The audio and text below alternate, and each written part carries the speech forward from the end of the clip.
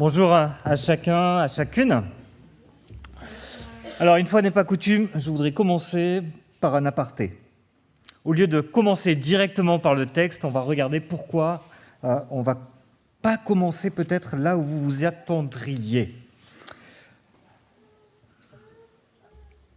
Avec Quentin, la semaine passée, nous avons entamé ce parcours et cette discussion que Jésus fait alors que nous sommes à la fête des tentes ou des tabernacles ou des cabanes, suivant votre traduction.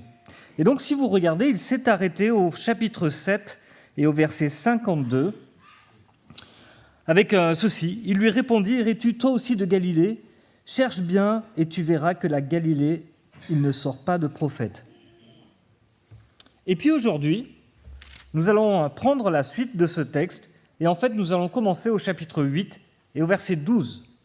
Jésus leur parla de nouveau et il dit. Et entre ça, il y a 11 versets qui sont au milieu et qui nous parlent de Jésus avec la femme adultère. Alors, plusieurs choses. La première chose, c'est que si on lit un petit peu attentivement le chapitre 8, on se rend compte que, en fait, à partir du verset 12, on est vraiment à la suite du chapitre 7, en fait. Que Jésus est en train de continuer la conversation. Nous sommes le même jour, dans les mêmes circonstances, au même endroit. Et donc on se dit, tiens, c'est bizarre, il y a 11 versets qui sont au milieu et qui racontent une autre histoire. Quelques remarques sur ces 11 versets. La première, c'est que ces versets ne sont pas présents dans toutes les Bibles. Certains d'entre vous avaient peut-être des Bibles où vous n'avez même pas ces versets, et en fait, votre verset 1, c'est notre verset 12 à nous. Normalement, pour tous les autres, ces versets sont entre crochets. Vous devez, à partir du verset 53, avoir un crochet, et puis il finit au verset 11. En fait, ces crochets nous indiquent que ces versets ne se trouvent pas dans les meilleurs manuscrits. Comment expliquer ça ? En fait, on n'a aucun original, en fait. On n'a pas le texte qu'a écrit Jean de sa plume. Ce qu'on a, c'est des copies de copies de copies de copies. Et on a des milliers de copies. Et dans ces milliers de copies, il y a des copies anciennes, très anciennes, et puis il y a des copies récentes, en fait, plus récentes en tout cas. Et ces versets-là n'apparaissent pas dans les copies les plus anciennes. Vous avez déjà joué au téléphone arabe ? En général, lequel est le plus près de la vérité ? Celui qui est au début de la chaîne ou celui qui est à la fin de la chaîne ? Eh bien, c'est un peu le même principe, en fait. Même si les copistes étaient très attentionnés, faisaient beaucoup de choses pour s'assurer que le texte était de qualité, de temps en temps, on se rend compte, vous avez de temps en temps des petits crochets. Et souvent, c'est un mot qui est rajouté. Et des fois, le mot, il est même nécessaire parce que sinon, on ne comprend pas la phrase. Et puis, des fois, il y a un peu plus. Et c'est par exemple la fin de Marc 16. On n'a pas tous la même fin à Marc 16. Certains ont plus que d'autres. D'autres ont entre crochets.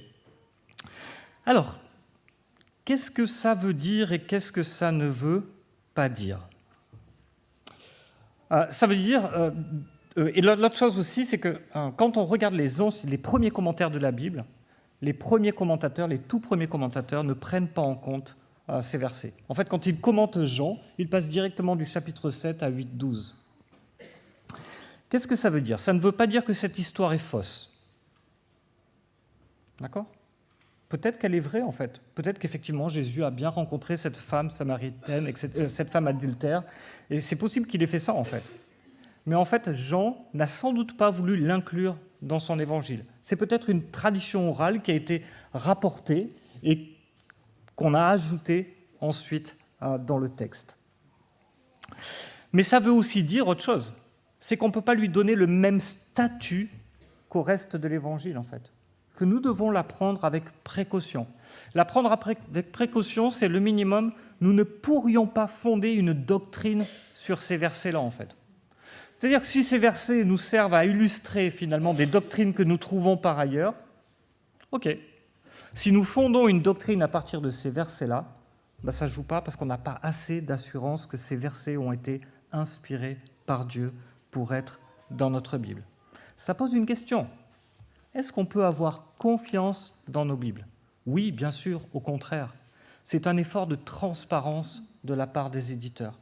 Les éditeurs vous disent, voilà, sur tout le texte, vous pouvez être absolument sûr, on est OK, c'est à 99,999999, OK. Et il y a quelques textes qu'on vous signale et qu'on vous dit, attention, on n'est pas très sûr. Voilà ce que ça veut dire. Et merci pour l'aparté. Et je vous propose qu'on puisse lire à partir du verset 12.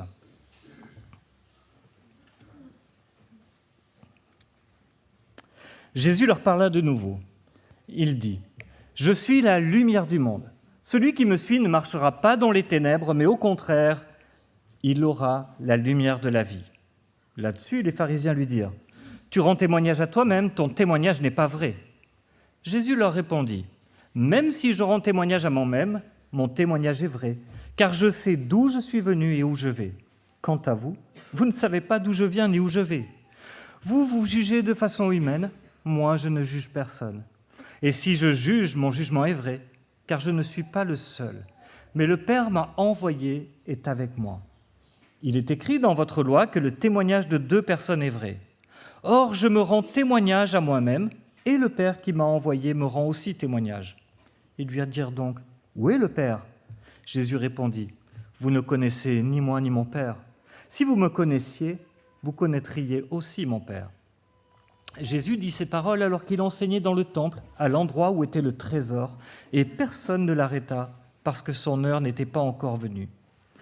Jésus leur dit encore, « Je m'en vais, et vous me chercherez, mais vous mourrez dans votre péché, vous ne pouvez pas venir là où je vais. » Là-dessus, les Juifs lui disent, « Va-t-il se tuer, puisqu'il dit, vous ne pouvez pas venir où je vais ?» Il leur dit, « Vous êtes d'en bas, moi je suis d'en haut. Vous êtes de ce monde, moi je ne suis pas de ce monde. C'est pourquoi je vous ai dit, vous mourrez dans vos péchés. En effet, si vous ne croyez pas que moi je suis, vous mourrez dans vos péchés.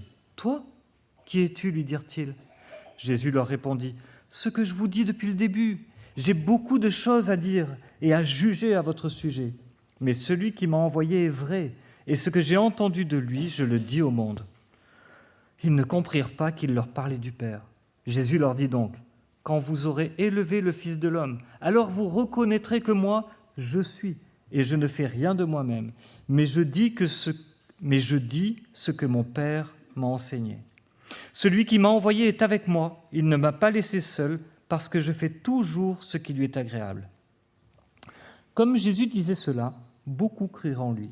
Alors il dit aux Juifs qui avaient cru en lui, « Si vous demeurez dans ma parole, vous êtes vraiment mes disciples. Vous connaîtrez la vérité, et la vérité vous rendra libre. » Ils lui répondirent, « Nous sommes la descendance d'Abraham, nous n'avons jamais été esclaves de personne. Comment peux-tu dire, vous deviendrez libres ?»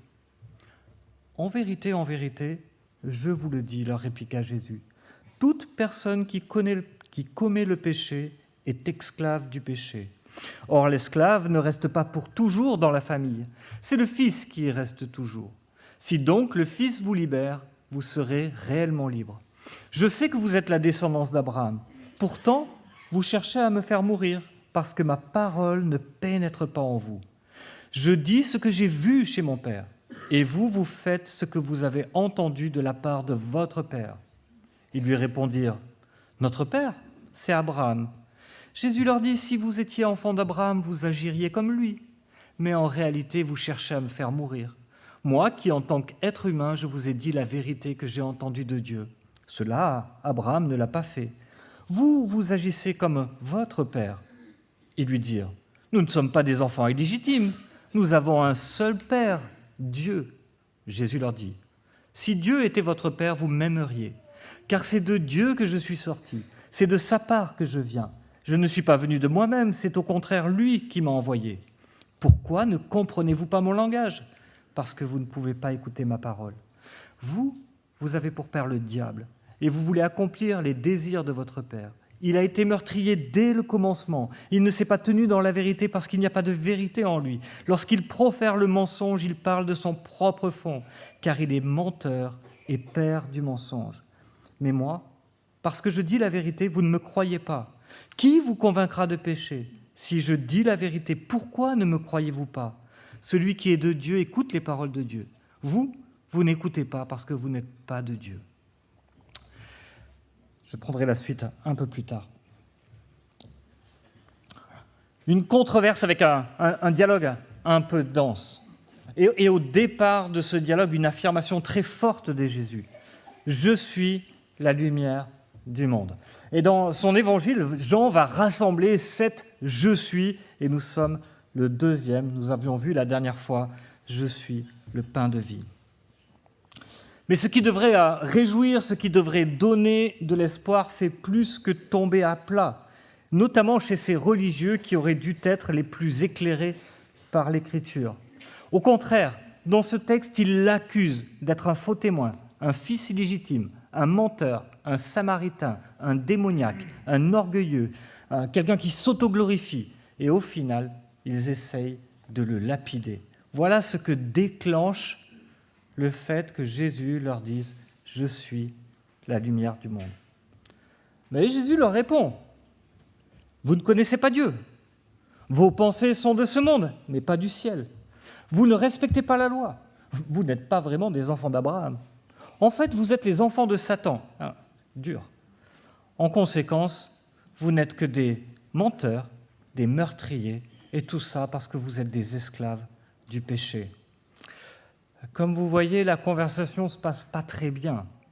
Chacun se bat pour sa vérité, son point de vue. Enfin, pas tout à fait. Jésus se bat pour la vérité et se présente lui-même comme étant la vérité. Et ce qui se dégage dans ce passage et de tous ces contrastes, c'est la lutte acharnée de Jésus pour amener la vie en abondance face à la mort. Et c'est ce que nous voulons, n'est-ce pas ? C'est ce que nous voulons, n'est-ce pas ? Nous voulons la vie en abondance. Nous voulons une vie pleine de bonheur, de paix, de joie. Quand on prend des décisions, on choisit jamais le choix qui nous donnera juste un peu de bonheur, mais pas trop, on ne sait jamais. Il ne faudrait pas abuser non plus. Toutes nos décisions que nous prenons, qu'il s'agisse de nos relations, de notre travail, de la manière dont nous dépensons notre argent, notre temps, visent une vie en abondance. On veut profiter de la vie, on veut jouir de la vie. Et c'est ce que Jésus veut amener. Il ne veut pas nous amener une vie rapiécée, mais une vie abondante face à la mort. Et on peut le voir au travers de 3 contrastes qu'on va explorer et d'une réalité qu'il nous donne à la fin de ce passage. Premièrement, premier contraste, Jésus dit qu'il est la lumière dans les ténèbres. Comme Quentin l'a souligné la semaine dernière, on est à la fin de la fête des tabernacles. On est au dernier jour de cette fête et il y avait la cérémonie des Lumières. Et en fait, on venait illuminer des immenses jarres dans lesquelles on mettait le feu. Pour l'anecdote, je ne sais pas ce que vous ferez de ça, il paraît que les mèches étaient fabriquées avec les sous-vêtements des prêtres. Voilà, je vous laisse ça. Et ces jarres venaient illuminer le parvis du temple, et elles étaient censées rappeler la présence de Dieu.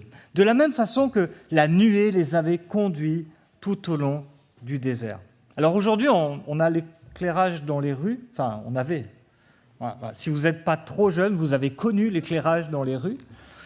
Ça a tendance à disparaître. Alors bon, un peu de lumière dans les rues, c'est pas transcendant, quoi. Mais à l'époque, ça n'existait pas du tout, en fait. S'il n'y avait pas de lune, la nuit était noire. Et en fait, ces jours-là étaient particuliers, c'était marquant, parce que c'était les seules nuits où il y avait de la lumière autour du temple. Cette fête leur rappelait que Dieu les avait fait sortir d'Égypte. Il les avait conduits la nuit par une colonne de feu. Ils suivaient ce Dieu qui avait dit que la lumière soit. Et dans ce contexte lumineux, Jésus dit « Je suis la lumière ». Imaginez pour eux tout ce que ça évoque. En Franche-Comté, on connaît la valeur de la lumière. 2 jours de beau temps, et on a l'impression de revivre. Je crois que toutes les personnes que j'ai croisées cette semaine m'ont parlé du soleil du week-end passé. Et c'est normal. La lumière, c'est la vie. Dès que la lumière revient, les fleurs s'ouvrent, les feuilles poussent, la vie repart. La lumière, c'est aussi la vérité, la pureté. La Bible nous rappelle que Dieu est lumière et qu'en lui, il n'y a pas de ténèbres, à tel point que Paul nous dit que le roi des rois habite dans une lumière inaccessible. La lumière éclaire notre chemin. La parole de Dieu est une lampe à notre sentier. La lumière, c'est aussi notre sécurité. Pas étonnant que les enfants veuillent dormir des fois la lumière allumée. La lumière nous apporte la guérison. C'est pour ça que tous les médecins sont dans le sud. Ah, non, c'est pas pour ça. Mais en tout cas, le manque de lumière est un facteur aggravant. On a plus de dépression au nord qu'au sud. Notre corps entier fonctionne moins bien quand on manque de vitamine D. La lumière, c'est la joie. Pas étonnant que l'Ancien Testament fasse si souvent le lien entre la lumière et Dieu. Il chantait « L'Éternel est ma lumière ». Pour Ésaïe, la lumière, c'est la révélation du salut. Le monde est sombre, il est ténèbres. Et c'est avec ces mots que Jean ouvre son évangile, et merci Guillaume de nous l'avoir rappelé. Jésus est la lumière qui nous apporte la lumière dans les ténèbres. Rien n'est obscur en lui. Il n'y a pas de détour, il n'y a pas de petit caractère à la 39e page du contrat. Il est notre chemin, notre sécurité, une sécurité éternelle. Il est celui qui nous guérit, il est celui qui nous apporte la vraie joie. Et voilà ce que proclame Jésus. Je suis la lumière. Je suis Dieu venu jusqu'à vous pour vous guider vers le pays promis. Celui qui me suit ne marchera pas dans les ténèbres. Et on le sait, les ténèbres règnent dans ce monde. À une époque, il fallait attendre 20 heures pour allumer la télévision et voir les ténèbres. Aujourd'hui, on n'a plus besoin. Vous allumez BFM ou CNews et vous l'avez toute la journée. Il suffit de cliquer sur le bon canal et vous voyez, les ténèbres règnent dans ce monde. Mais on est aussi conscient que les ténèbres ne sont pas que extérieures. Il y a une partie de nos cœurs qui sont sombres, qui sont plongés dans l'obscurité. Et souvent, ce monde de ténèbres, on le voit aussi à l'intérieur. Les ténèbres, c'est à la fois le monde, mais c'est aussi notre propre propension à faire le mal. C'est nos propres recoins, notre orgueil démesuré, nos rancœurs, nos jalousies, etc. Et Jésus dit « Je suis la lumière ». S'approcher de Jésus, c'est s'approcher de la lumière. C'est être illuminé au plus profond de notre être. Et que fait la lumière ? La lumière chasse les ténèbres. Plus la lumière vous envahira, plus vous verrez la lumière dans votre vie et autour de vous. Vous savez, c'est comme si votre enfant a peur dans la nuit, le soir. Vous avez deux solutions. Vous pouvez toujours dire « Mais non, n'aie pas peur, ça risque rien, tu vois, il n'y a rien dans ta chambre, etc. » Mais vous pouvez allumer la lumière. Et la peur disparaît. Guillaume nous a lu « L'Éternel est ma lumière, mon salut, de qui aurais-je peur ?» S'approcher de la lumière, c'est chasser les ténèbres. Mais qu'est-ce que ça veut dire ? Deuxième contraste. Jésus nous libère de l'esclavage. Alors, si vous dites à vos voisins qu'il est un esclave, il y a des chances qu'il vous fasse une réponse de pharisien. Moi, esclave ? Non, je suis libre, je fais ce que je veux quand je veux. Et en fait, quand Jésus dit que nous sommes esclaves, il ne veut pas dire que nous n'avons aucun choix, en fait, mais que nos choix et notre volonté sont entravés par quelque chose de plus profond qui nous domine. Nos choix sont limités par les ténèbres. Nos comportements, nos habitudes, nos craintes, nos réactions émotionnelles sont profondément empreintes de cette obscurité. C.S. Lewis disait « Aucun homme ne sait à quel point il est mauvais tant qu'il n'a pas essayé très fort d'être bon. » Peut-être qu'il y en a qui en doutent. Ok, faites l'expérience. Alors je sais que c'est un peu trop tard pour aujourd'hui, mais demain matin, levez-vous et ne péchez pas. Ok ? Ça commence simplement. Aimez Dieu. Soyez remplis de joie, de reconnaissance pour tout ce qui vous arrive dans toute la journée. Aimez Dieu, aimez-le de tout votre cœur, de toute votre force et de toute votre pensée. Et aimez aussi votre prochain. Tout ce que vous côtoyez, tout ce que vous voyez, que vous rencontrez. Prenez soin d'eux comme si vous preniez soin de vous-même. Et attention, pas de mauvaises pensées. Tenez-moi au courant.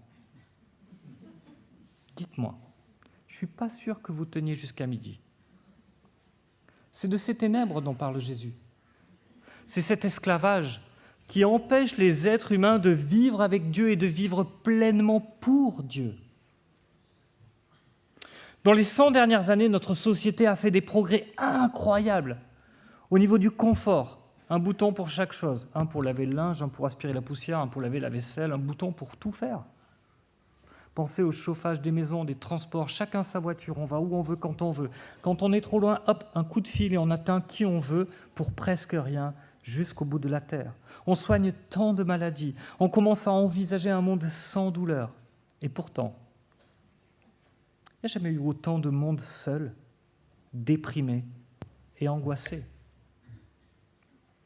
Aucune technologie ne répare notre être intérieur. Écoutez comment Jésus oppose la liberté avec lui à l'esclavage du péché. Dans les versets 31 et 36, il dit « Jésus dit aux Juifs qui avaient cru en lui, « Si vous demeurez dans ma parole, vous êtes vraiment mes disciples. Vous connaîtrez la vérité, et la vérité vous affranchira. » Jésus dit « Si vous demeurez dans ma parole, c'est-à-dire dans la vérité qu'il leur a révélée comme étant une parole vivante, alors cette vérité vous rendra libre. » Demeurer en Jésus, c'est le chemin pour la liberté. Pourquoi ? Parce qu'il est le seul qui ait le pouvoir de défaire cet esclavage qui nous retient dans nos cœurs. Et vous savez ce qu'ils lui répondent ? Ils disent « Nous sommes les descendants d'Abraham. Nous n'avons jamais été esclaves de personne. » Alors vous savez, dans la vie, il y a des gens qui ont des problèmes avec la mémoire à court terme et d'autres qui ont des problèmes avec la mémoire à long terme. Et puis il y a eux. Non mais franchement, ils ont été esclaves pendant 400 ans en Égypte. Leur histoire est une histoire d'esclavage en fait. On se demande plutôt quand est-ce qu'ils n'ont pas été esclaves. Et là, ils sont sous domination romaine. Et vous savez ce qu'ils disent ? Nous, esclaves. Enfin, voyons, tu sais à qui tu parles, nous sommes les fils d'Abraham. Mais ils ne sont pas libres. Pourquoi ils ne sont pas libres ? Parce que Jésus leur dit que quiconque pratique le péché est esclave du péché. En fait, notre culture a défini la liberté comme la liberté de faire n'importe quoi, n'importe comment, quand on veut. Et nous avons tendance à penser que si Dieu restreint nos choix, c'est que nous sommes moins libres. Mais ce n'est pas le cas. Quelle est la relation la plus profonde, la plus intime que nous puissions vivre sur cette terre ? C'est le mariage. Et hors du mariage, vous ne pourrez jamais la vivre. En fait, ce sont les contraintes du mariage. C'est le fait d'être lié à une personne et à une seule qui produit la liberté. En fait, elle permet une intimité, une sécurité, une profondeur, une durée, une unité que vous ne pourrez jamais vivre en dehors du mariage. C'est le « jusqu'à ce que la mort nous sépare » qui donne le cadre et qui nous donne la sécurité. Dieu limite nos choix pas pour nous enlever quelque chose, mais pour que nous puissions pleinement profiter de ce qu'il nous donne. Jésus nous libère de l'entrave du péché pour que nous soyons plus libres, pour que nous soyons libres d'être nous-mêmes, tels qu'il nous a créés. Et il le fait peu à peu dans notre vie au fur et à mesure que sa lumière se répand dans nos cœurs. C'est comme une maison immense avec plein de pièces et au fur et à mesure qu'on circule, on allume les pièces une à une. Il rentre dans nos cœurs, dévoile nos mauvaises façons de fonctionner. Jésus est la liberté pour le captif. Pourquoi ? Parce qu'il y a un troisième contraste. Jésus est la vérité dans un monde de mensonges. Dans les versets 43 à 47, regardez ce qu'il dit. Il dit, mais pourquoi vous ne comprenez pas ce que je dis ? Et puis il y répond, c'est parce que vous ne supportez pas d'entendre ma parole. Vous êtes de votre père, le diable, et votre volonté est de faire les désirs de votre père. Il était meurtrier dès le commencement, il ne se tient pas dans la vérité parce qu'il n'y a pas de vérité en lui. Lorsqu'il ment, il parle en fonction de son propre fond. Il est un menteur, il est le père du mensonge. Mais je dis la vérité, vous ne me croyez pas. Mais qui vous convainc de pécher? Je dis la vérité, pourquoi est-ce que vous ne me croyez pas? Celui qui est de Dieu entend les paroles de Dieu. Si vous ne les entendez pas, c'est que vous n'êtes pas de Dieu. Alors je sais bien, aujourd'hui, Satan ne fait plus peur à grand monde. En fait, c'est plutôt un petit bonhomme avec des oreilles et la queue pointue qui se promène avec une fourche. Et c'est sans doute le plus grand succès de Satan, de s'être fait oublier par le monde et même des fois de l'Église. C'est un peu, soit on le voit partout et on est responsable de rien, soit on le voit nulle part. Mais Jésus parle de Satan ici comme d'un être réel, un ange déchu. Il est sans doute l'être le plus puissant de l'univers après Dieu. Je ne sais pas si certains se souviennent de Joker dans le film Batman. Ah, tant pis. C'est le méchant. Tu sais, le méchant avec un sourire un peu sadique. C'est un personnage très intelligent, le maître du crime. C'est un violent. Et il n'est pas motivé par l'argent, il n'est pas motivé par la puissance, il n'est pas spécialement motivé par le pouvoir. Il veut juste voir le monde brûler. C'est juste ça. Il veut juste voir le monde brûler. C'est ce que Satan veut. Satan veut juste voir le monde brûler. Son unique but, c'est de détruire le monde de Dieu. Et d'ailleurs, comme nous sommes faits à l'image de Dieu, comme nous sommes les prunelles de Dieu, eh bien, nous sommes ses cibles privilégiées. Nous atteindre, c'est atteindre Dieu, c'est détruire le beau monde de Dieu. Et en fait, la terre est un vaste champ de guerre. Et sur cette terre, il n'y a pas de Suisse, pas de terrain neutre, pas de zone pour les réfugiés. Dans sa lettre, Pierre dit « Soyez sobres, veillez, votre adversaire le diable, comme un lion rugissant, rôde autour de vous, cherchant qui il pourra dévorer. Résistez-lui étant ferme dans la foi, sachant que les mêmes souffrances sont imposées à vos frères et sœurs dans le monde. » Il n'y a pas d'endroit tranquille. Et l'arme de Satan, c'est quoi l'arme de Satan? C'est le mensonge. Il vient à nous avec des idées. Gardons ça une minute. Jésus dit « La vérité vous rendra libre ». C'est quoi la vérité? Jésus dit « La vérité vous rendra libre ». C'est quoi la vérité? Pour le dire simplement, une chose est vraie si elle est conforme à la réalité. Et en fait, nos idées, ce sont comme des hypothèses que nous faisons sur la réalité. Et vous et moi, nous avons des tas d'hypothèses. Des hypothèses sur ce que c'est qu'une bonne vie, sur ce que c'est qu'une vie abondante, sur ce que c'est que d'être heureux. Je suis sûr que vous avez plein d'idées, en fait. Et ces hypothèses, ces idées sont des hypothèses sur la réalité. Et c'est ici qu'intervient l'ennemi. John Mark Emerson, un truc dans le style, j'espère qu'il ne m'écoute pas, j'en suis sûr qu'il ne m'écoute pas, dit ceci: « Lorsque le serpent vint vers la femme dans le jardin, il ne vint pas avec un bâton, il ne vint pas avec une épée, mais avec une idée. Et une partie de vos problèmes, une partie de mes problèmes, une partie de notre esclavage, une partie de notre obscurité, vient du fait qu'en ce moment même, maintenant, dans votre esprit, au fond de votre cœur, vous croyez à des idées qui ne sont pas vraies. » Tant d'idées qui ne sont pas vraies. Ah, si j'étais pas malade. Hein? Je serais plus heureux. Si j'avais plus d'argent. Ah, qu'est-ce que la vie serait bien. Ah oui, non, on est chrétien, alors on ne dit pas que l'argent fait le bonheur, mais on dit juste qu'il y contribue. Ah, si mes parents m'avaient mieux éduqué, m'avaient mieux forcé à faire ça. Ah, ça irait mieux. Ah, si, je suis sûr que vous avez plein d'idées.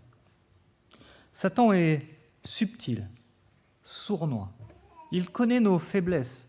Il sait par quelle idée nous tenter. Attention, je ne suis pas en train de dire que Satan lit nos pensées, il ne le peut pas. Il a juste un peu d'expérience. Si vous demandez à ma femme quelles sont mes faiblesses, elle a beau ne pas lire mes pensées, ça ne m'empêche pas de bien les connaître. Satan a quelques milliers d'années d'expérience, d'observation de l'humanité. Nous avons peut-être une bonne opinion de nous-mêmes, mais ne nous croyons pas trop différents de ceux qui nous entourent. Pour nous toucher, Satan a 1000 cordes à son arc, et la première, c'est le monde. Son enseignement, son attrait, ses promesses de joie. Satan n'est pas omniprésent comme Dieu, il n'est qu'à un seul endroit, à un seul moment, et je suis sûr qu'il a des personnes bien plus importantes que moi ou vous à s'occuper. Mais son vecteur, c'est le monde. Il influe le monde et peu à peu, nous pensons comme le monde, dans un sens toujours plus éloigné de la parole de Dieu. Mais, quatrièmement, ce texte nous dit qu'il y a une réalité absolue à laquelle nous pouvons nous accrocher. Et je voudrais maintenant lire la dernière section à partir du verset 52.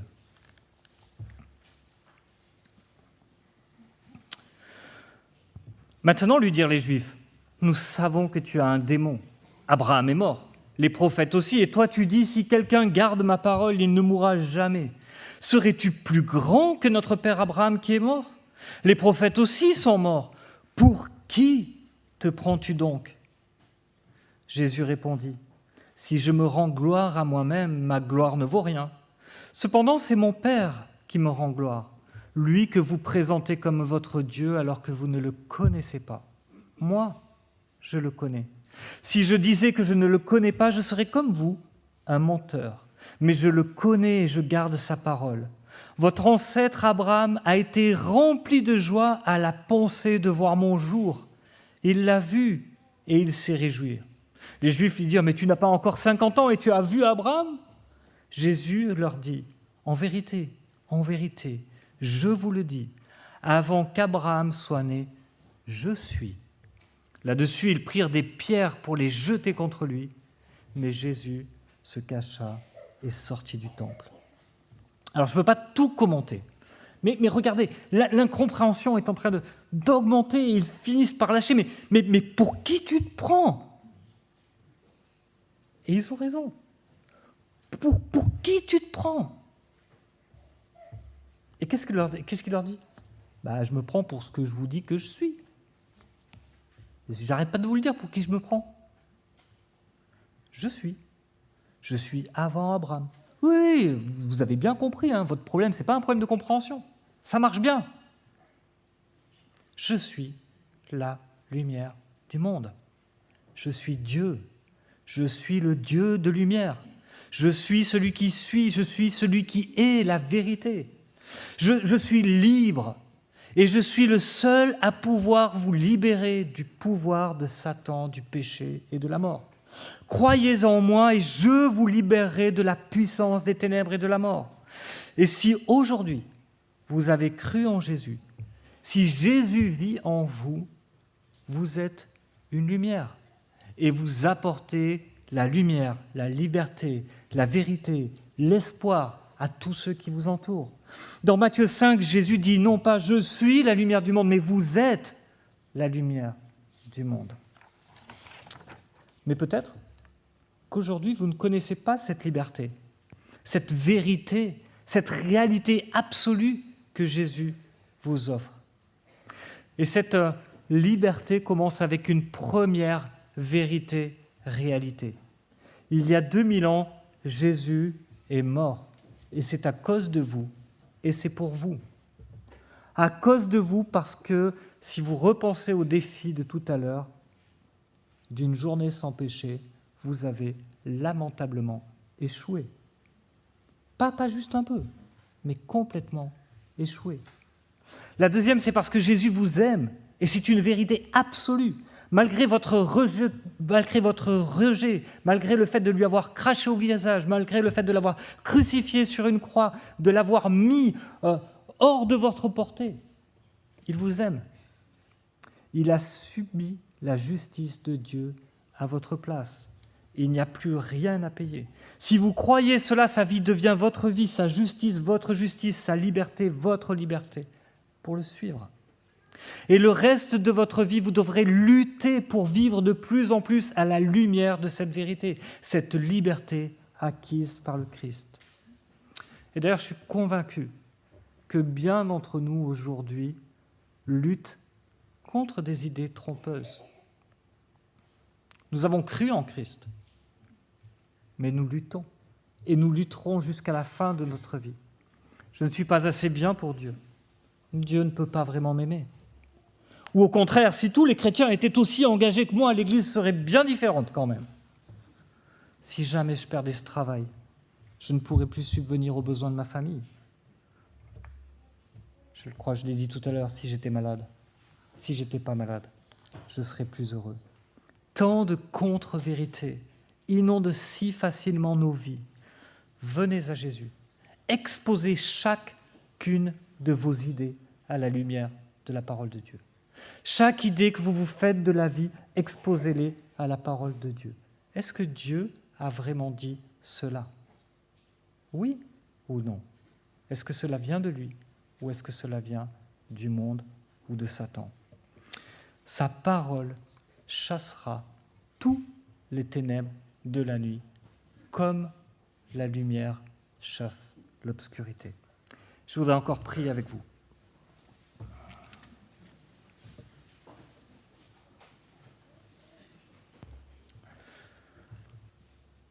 Oui, notre Dieu, nous vivons dans un monde qui ne te connaît pas, dans un monde de ténèbres, dans un monde éloigné de toi, dans un monde qui fonctionne de plus en plus d'une façon différente de toi, qui prêche un discours de plus en plus radicalement différent de toi. Que ce soit sur l'éthique, que ce soit sur tout sujet, la façon dont fonctionne le monde, la façon dont tu nous as créés, la façon dont nous sommes, etc. Tout est mensonge mêlé de vérité. Et nous devons bien reconnaître que souvent, nos sentiments, nos idées sont influencés par ce monde. Bien souvent, nous sommes malheureux parce que le monde nous a inculqué une mauvaise idée du bonheur. Bien souvent, nous sommes pécheurs parce que nos idées de ce que tu aimes, de ce qui est bon, sont mauvaises. Par ta parole, viens illuminer nos cœurs. Aide-nous à réfléchir à notre façon de penser et à l'exposer devant toi. Sonde nos cœurs, montre-nous là où notre façon de penser est injuste, sur nos rapports à l'argent, au temps, à la vie, à la mort, à tout ça.